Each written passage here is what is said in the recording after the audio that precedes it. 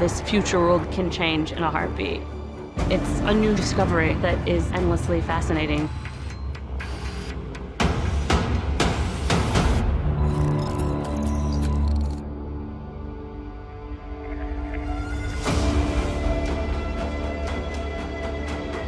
The character of Hale is one that I was so eager to explore. We've seen her as human, and now we get to see her as a host, living as an imposter amongst her family. Who am I? Who am I is the theme for the episode. What is it that makes you who you are? Is it your physical form? Is it your experiences, your memories? Be a good boy and go to sleep for your mommy. But you're not my mommy.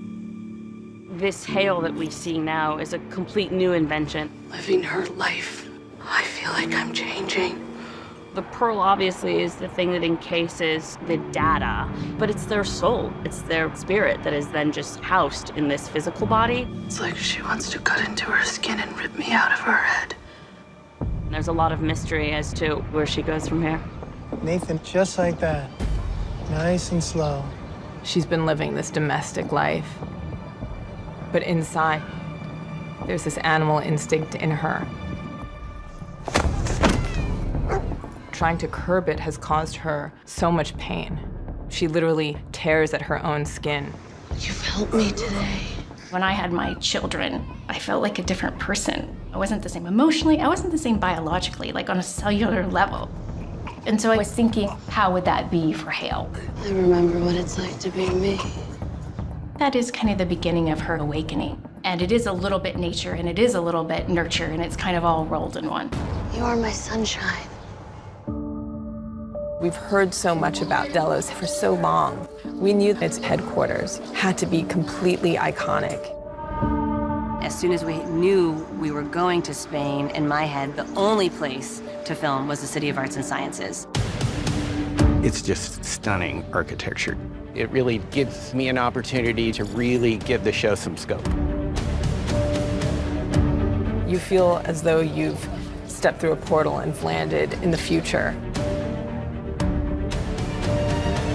The architecture guided the costumes, so there's a lack of detail to most of our costumes that's intentional. Who the hell are you? When we started talking about Caleb and his journey, we talked a lot about A Christmas Carol and Charles Dickens.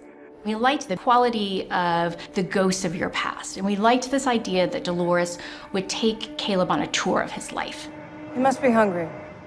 Let me buy you breakfast.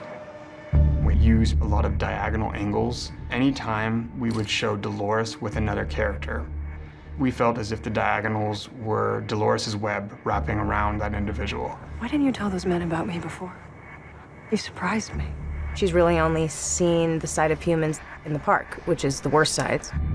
We wanted someone that would kind of stop Dolores in her tracks a little bit and challenge her somewhat uniform understanding of humanity.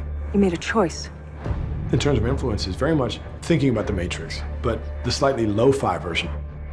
You don't need Zion. You don't need to plug everyone in like a battery. We've already done it. We've already created the Matrix invisibly within our own world, like an overlay. Here is the vehicle in different perspectives. Production design and the entire art department team, they really helped develop really what the world looks like. We were able to take that and run with it from a VFX standpoint. We've all seen hundreds of robots. So trying to create something new is not easy. Jonah had specific ideas for the movement of the robot. Typical robots that have pistons or hydraulics that move it. For George, the actuators would actually be inside the arm itself.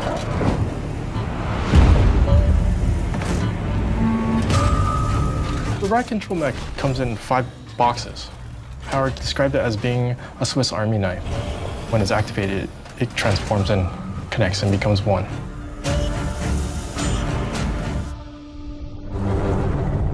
When you look at mobility and transportation, we're all moving towards this idea of personal air mobility. These were the very first designs at the airpod. Jonah and Howard wanted something very balanced, utilitarian. They described it as a flying Cadillac. Obviously, we can't fly an AirPod around. We have to take a piece of the AirPod that has the seat, we bring that to set, and digitally from that moment on, we may have to erase that AirPod and then create it flying away.